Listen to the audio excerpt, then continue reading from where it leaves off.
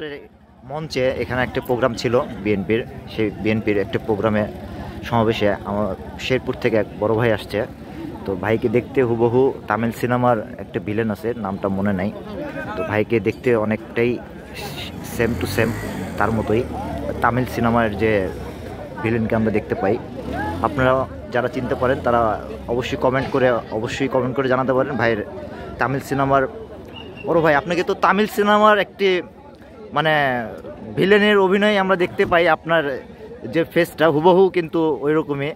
তো কিছু মনে করেন না, আপনাকে অনেক মানে সেম টু সেম, আমি তো প্রথম দেখে মানে হুবহু ডুপ্লিকেট করা যাবে। তো দর্শকরা আপনারা যারা সিনেমা দেখেন তারা বলতে পারেন যে কার চেহারার সাথে ভাইয়ের মিল। জি জি জি, অবশ্যই জি, আপনার সাথে কথা বলে অনেকটা ভালো লেগেছে এবং বুঝতে পেরেছি যে আপনার ফেসের সাথে আপনার যে সব কিছুই মানে অমায়িক। আপনার সাথে অনেকে ছবি তুললো, আমরা দেখলাম, আমি নিজেও ছবি তুলেছি এবং ছবি তুলতে পেরে খুব ভালো লাগলো। তা ভাইয়ের পরিচয় এবং নাম যদি একটু বলতেন। আমি বগুড়া শেরপুর থেকে আহাদুল ইসলাম দুর্জয়। আমি একজন এই যে ছাত্র আন্দোলনের ছিল, এদের উপদেষ্টা ছিলাম। তো আমার নামে মামলাও হয়েছে শেরপুরে, প্রথম 1 নম্বর আসামি ছিলাম। আচ্ছা, গুলিও খাইছি, ইভেন আমার 2 পায়ে 60-65টার উপরে ছোড়রা গুলি লাগছে। তো তারপর থেকে পলিটিক্যালি আমার তো রাজনৈতিক ফ্যামিলি, আসলে আমার বাবাও একজন চেয়ারম্যান। আজকে যার সম্মেলন হলো উনি আমার মামা জানে আলম খোকা, আমার আব্বার নাম আব্দুল্লাহ আল মামুন জিহাদ, চেয়ারম্যান।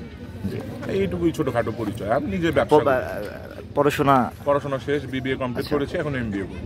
জি জি জি, এখন মানে কি ব্যবসায়ের সাথে যুক্ত? আমার ব্যবসা হচ্ছে লোকাল এলসি আর ট্রান্সপোর্টেশন। জি, খুবই ভালো লাগলো। ফিল্ডের বিজনেস আছে। আচ্ছা, খুবই ভালো লাগলো ভাই, অনেক ধন্যবাদ। দেখুন, ভাইয়ের সাথে ছবি তোলার জন্য সবাই লাইনে দাঁড়িয়েছে এবং ভাইয়ের অমায়িক একজন মানুষ, উনি কখনোই বিরক্ত হননি এবং আমি দেখছি অনেকক্ষণ হলেই সবাই তার সাথে ছবি তুলছেন, তার বিরক্ত বলতে কিছু নেই। খুবই